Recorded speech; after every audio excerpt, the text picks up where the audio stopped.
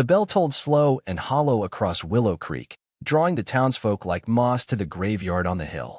They came in twos and threes, dressed in blacks and grays, their faces set in the familiar mask of communal grief. The cemetery gate hung crooked on rusted hinges, its weathered sign swinging in the autumn breeze. Elias stood apart from them, a stranger at the edge of their mourning.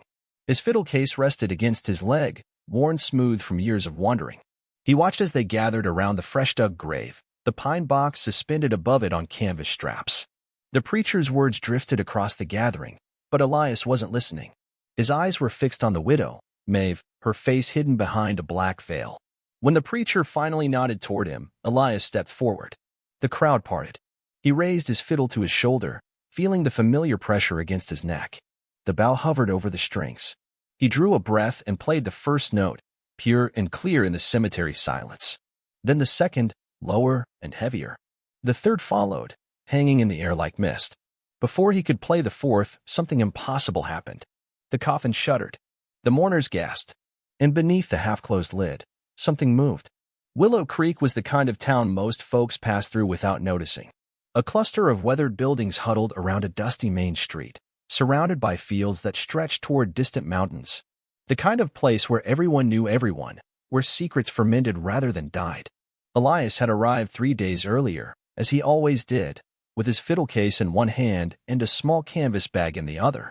The rooms above the general store were cheap and clean enough. He'd taken the corner one, with windows facing east and south, letting him track the sun's passage across the sky. His face had grown leathery from years on the road, his eyes set deep beneath a heavy brow.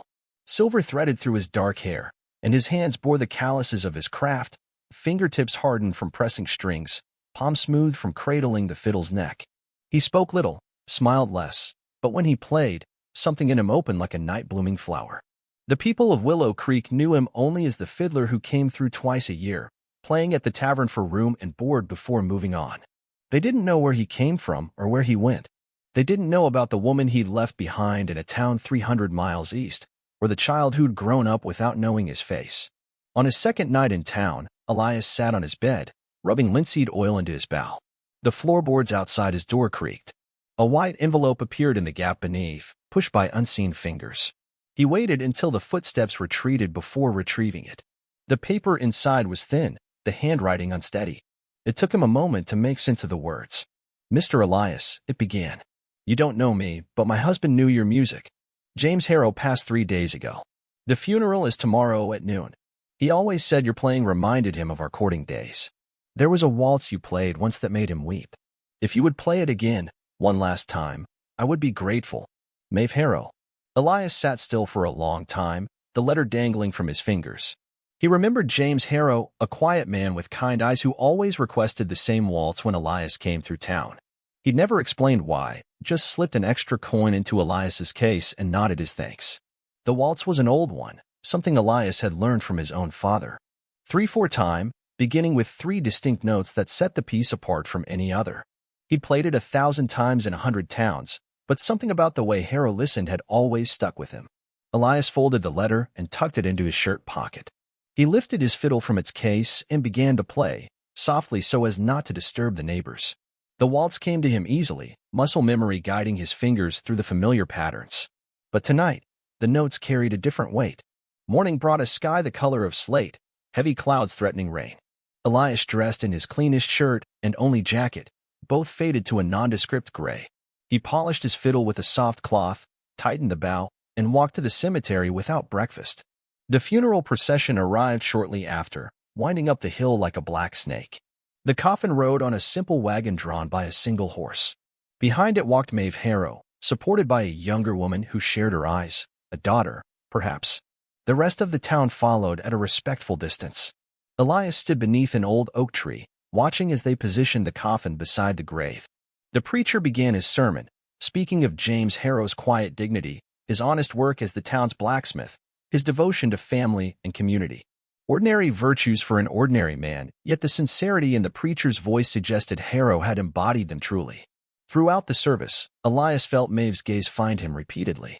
Even through her veil, he could sense the weight of her expectation. When the preacher finally called him forward, Elias approached the grave with measured steps. He raised his fiddle and played the first 3 notes of the waltz, each one distinct, hanging in the air like individual breaths. The mourners stood motionless, captivated by the sound. Maeve's shoulders trembled beneath her black shawl. And then, as Elias prepared to play the 4th note, the coffin lid shifted. A collective gasp rose from the crowd. Fingers of one hand appeared at the edge of the lid, pushing it upward. And slowly, impossibly, James Harrow sat up, his eyes fixed on the fiddle in Elias's hands. The cemetery erupted in chaos. Women screamed. Men stumbled backward.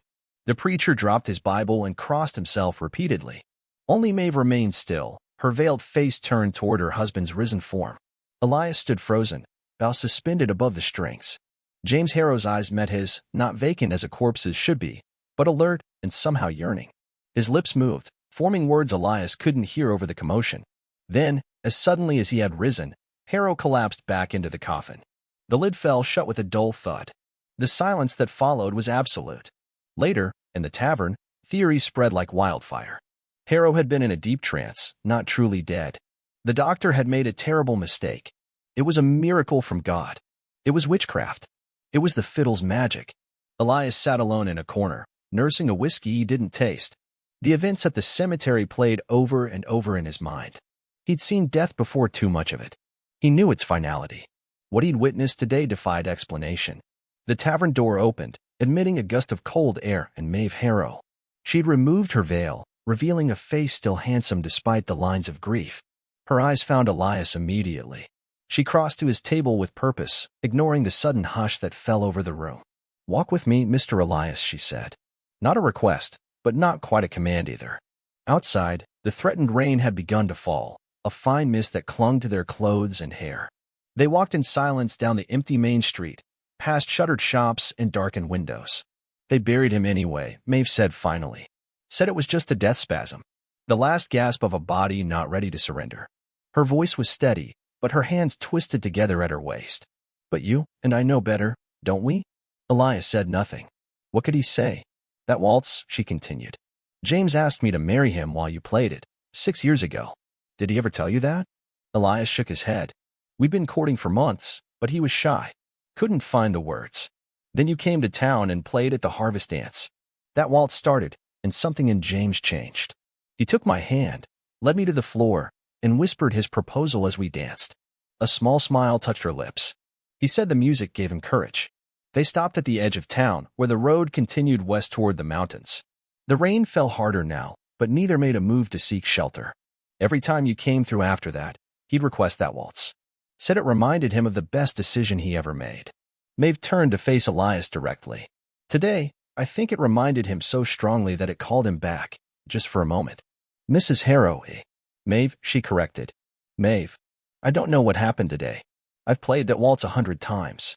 It's just music, is it?" Her eyes searched his face. "You travel from town to town, playing your fiddle. People listen and feel things they can't explain. Joy, sorrow, longing. You give them that, then move on before you have to witness what your music stirs up." The accusation stung because it held truth. Elias had never stayed anywhere long enough to see the aftermath of his playing. He came, he played, he left. Clean and simple. "What do you want from me?" he asked. "Finish the waltz," she said. "Play it through, all the way to the end. Tonight, at my house. For me." Elias stared at her, rain dripping from the brim of his hat. "And if he rises again?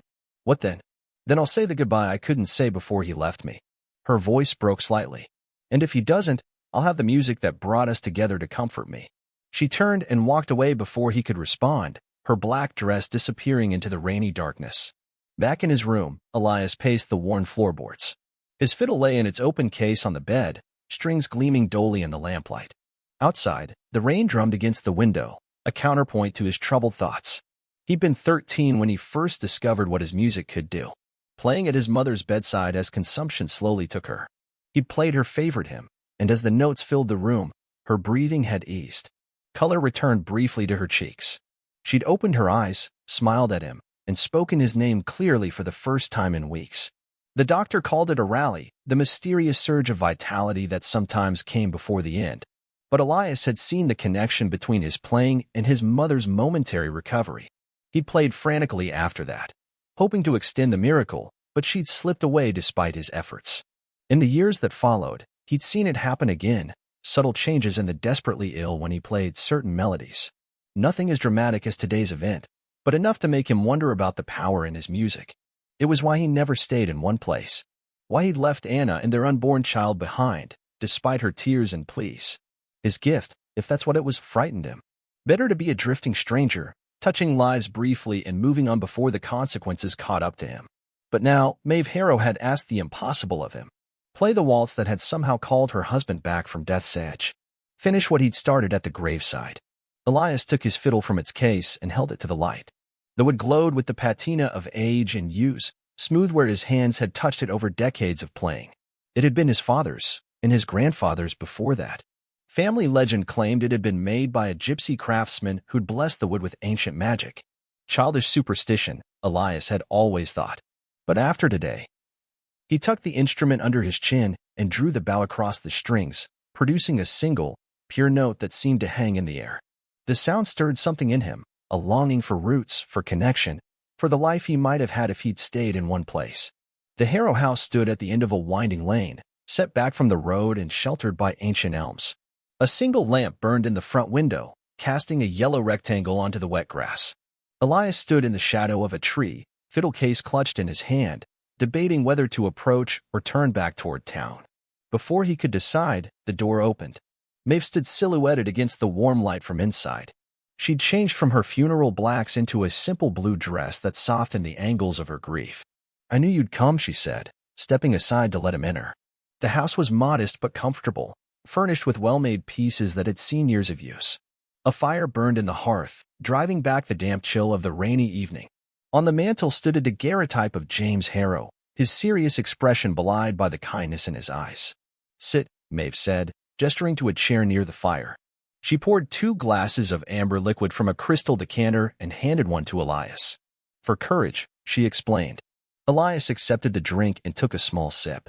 The whiskey burned pleasantly down his throat. "Mrs. Harrow, Maeve, I need to be clear. What happened today? I can't explain it.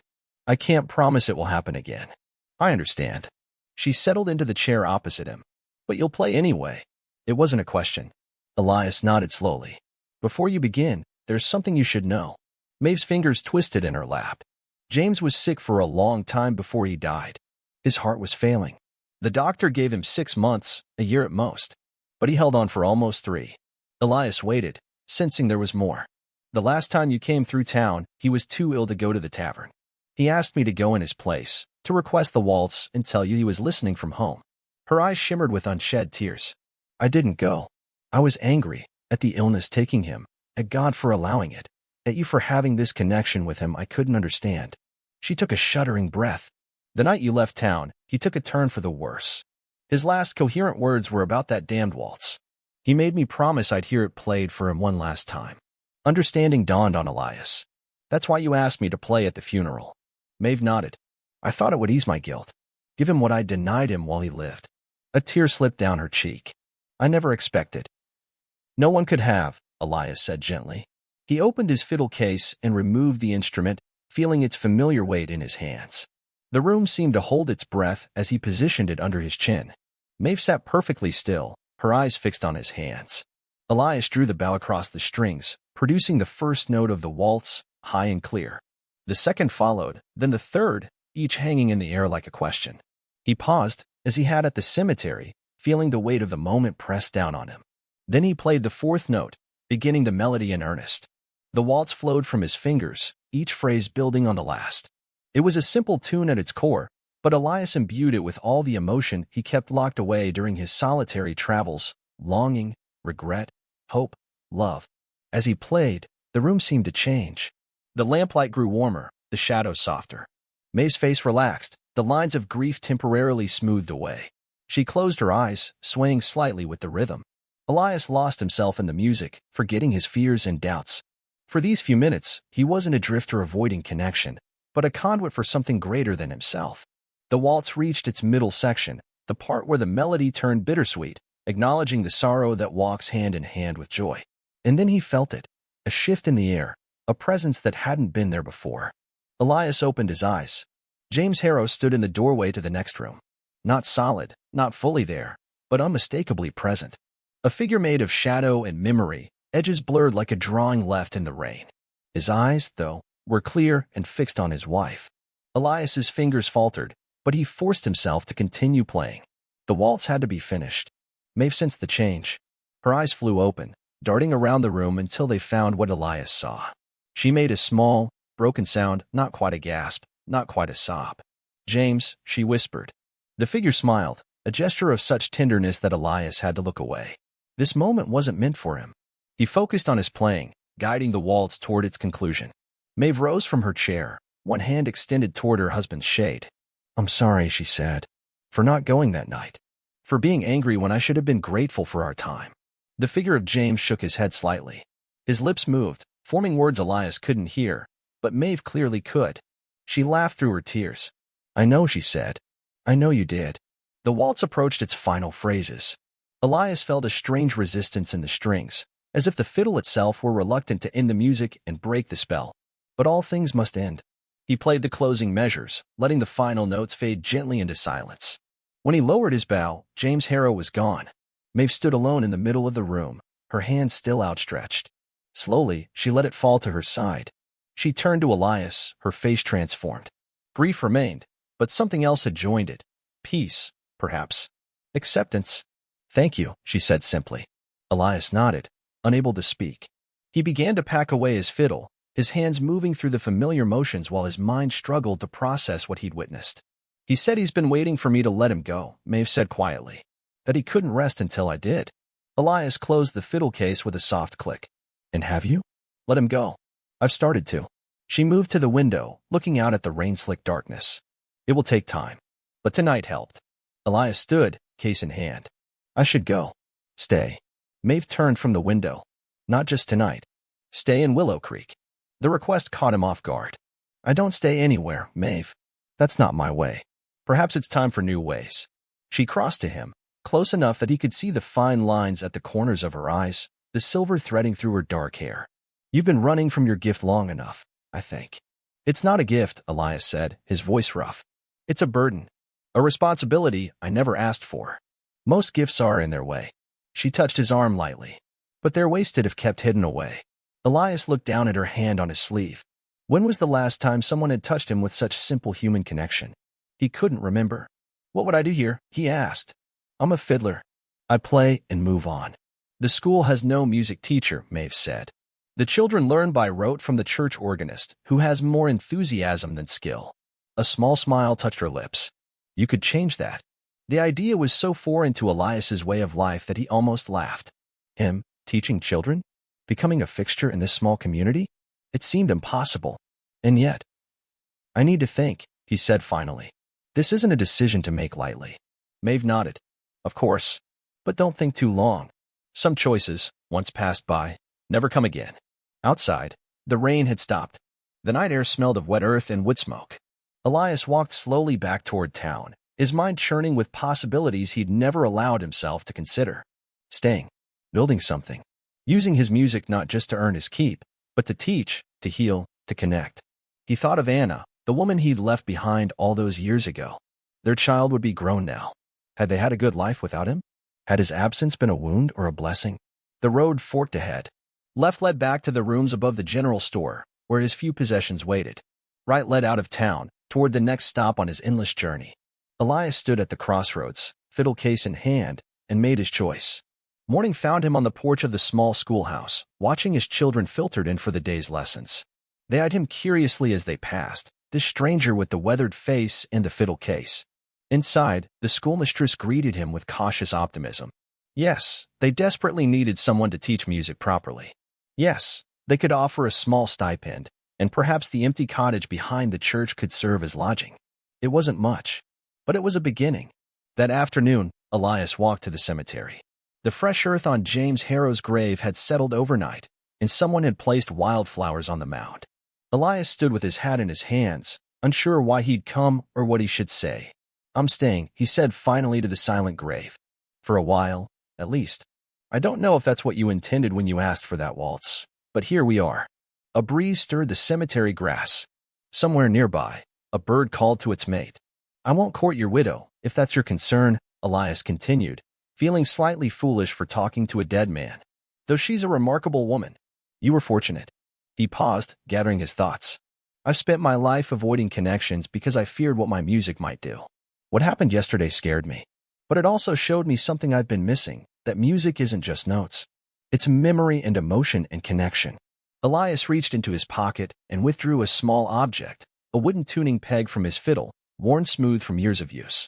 He knelt and pressed it into the soft earth of the grave. Thank you, he said quietly, for the reminder. As he stood, he noticed Maeve watching from the cemetery gate. She wore a simple dress of dark blue, her hair pulled back from her face.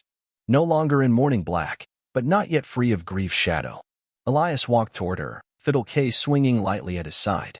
For the first time in years, he felt the weight of his solitude lifting. The road ahead was uncertain, but he would face it with open eyes and, perhaps, an open heart. I hear you're to be our new music teacher, Maeve said as he reached her. Word travels fast. Small towns. She smiled slightly. Are you ready for such a settled life? Elias looked back at the grave, then up at the vast sky above them. I don't know, he admitted, but I'm ready to find out. They walked together down the hill toward town, two people carrying their separate griefs, their separate hopes. Behind them, the cemetery stood quiet under the autumn sun, keeper of its own mysteries. And somewhere, just at the edge of hearing, 3 notes of a waltz hung in the air, waiting for the 4th to complete the melody.